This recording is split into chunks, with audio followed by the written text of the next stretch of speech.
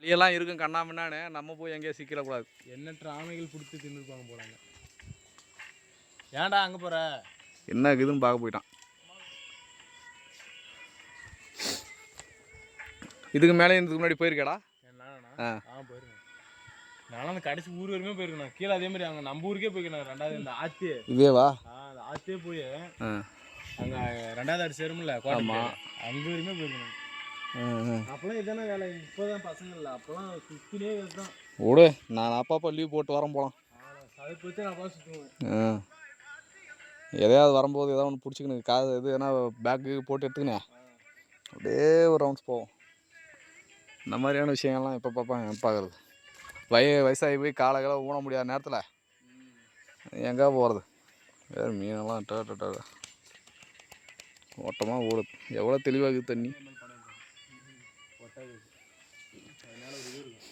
இதோட திரும்பிடலான்றீங்களாடா? சரி, ஒரே நிமிஷம் அப்படி கொஞ்சம் முன்னாடி வரைக்கும் போயிட்டு வந்துடுறேன். அதுக்கு தான் இந்த வீடியோ வேறு எப்படி இருக்குது தாறுமாறா.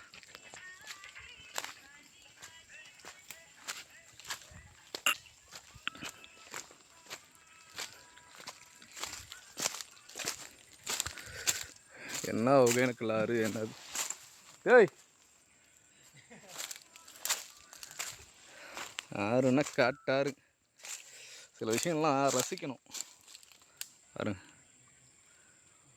எப்படி இருக்கு, அழகு இல்லை?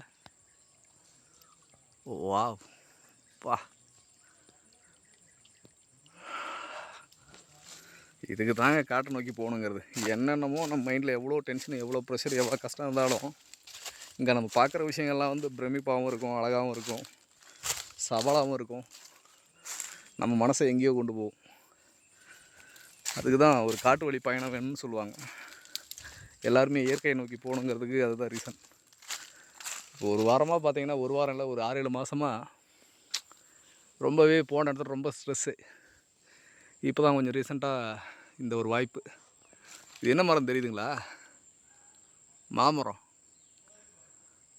இது மாமரமாக இருந்தும் ஒரு பிரோஜனம் இல்லைங்க. என்ன ரீசன்னா, காட்டில் இருக்கிற மாமரம் பெரும்பாதி புளிக்காது, கசக்கும். இந்த மாங்காய் இருந்தாலும் இது கசக்கத்தான் செய்யும். அது காட்டுக்கு இருக்கிற குணமாக என்னன்னு தெரியல. ஆனால் மருத்துவ குணமாக தான் இருக்கும் எனக்கு தெரிஞ்சு. ஏன்னா கசப்பு தானே நமக்கு நிறைய இதுகளை, நோய் எதிர்ப்பு சக்தியாக இருக்கட்டும், நல்ல விஷயங்கள் கொடுக்குது. ஆனால் நான் ஃபஸ்ட்டே உங்களுக்கு ஒரு வீடியோவில் சொல்லியிருப்பேன், நான் இரும்புலி பழம் அப்படி சொல்லிட்டு. ஸோ இதுதான் அது. காடுகளில் அரிதா எங்கேயுமே இருக்கும். அது இரும்பு சத்து அதிகம், நல்ல ஸ்வீட்னஸ்ஸு, நல்ல ப்ரோட்டீனு. இது எப்போ அதிகமாக இருக்குனாக்கா, செப்டம்பர் மாதத்தில் பழம் பழுக்கும். அந்த காலகட்டங்கள்லாம் நல்லா பழுக்கும். வர்றா, இரும்புலி காயெல்லாம் கிடக்குது. மாமரம் இருக்குது பர்றா. பழமா?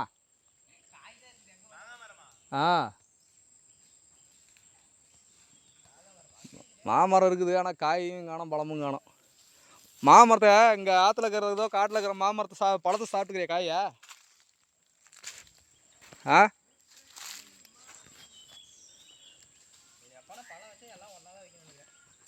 எல்லாம் மருத மரம்.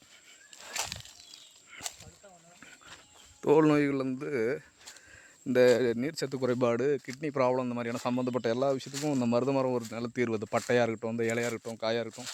காய் இருக்காது, ஆனால் ஒரு விதமான விதை கிடைக்கும்.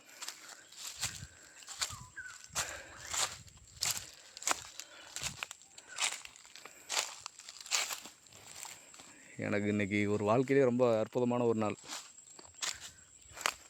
எப்படி இருக்கு?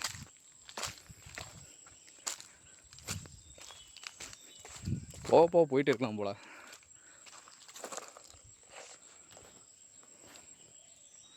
எவ்வளோ தெளிவாக இருக்குது பார்த்தீங்களா தண்ணி? அள்ளி அள்ளி குடிக்கலாம்.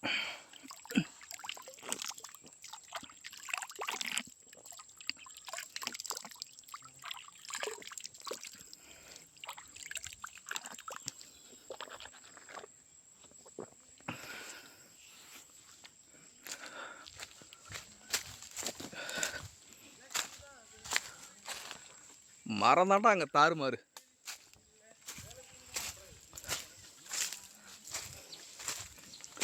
மாமரத்தில் எதனா காய் எதுவும் கண்டுபிடிச்சிங்களா? இருக்கா காயா மாமரத்தில்?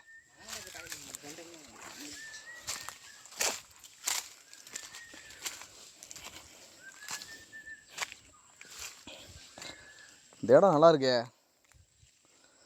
குளிக்கலாம்னு பார்த்தா அந்த இலைங்கெல்லாம் கலந்துருமே.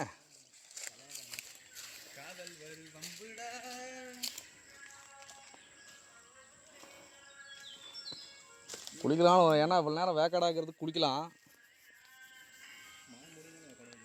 எவ்வளோ பெரிய மீன் போகுது பாரா.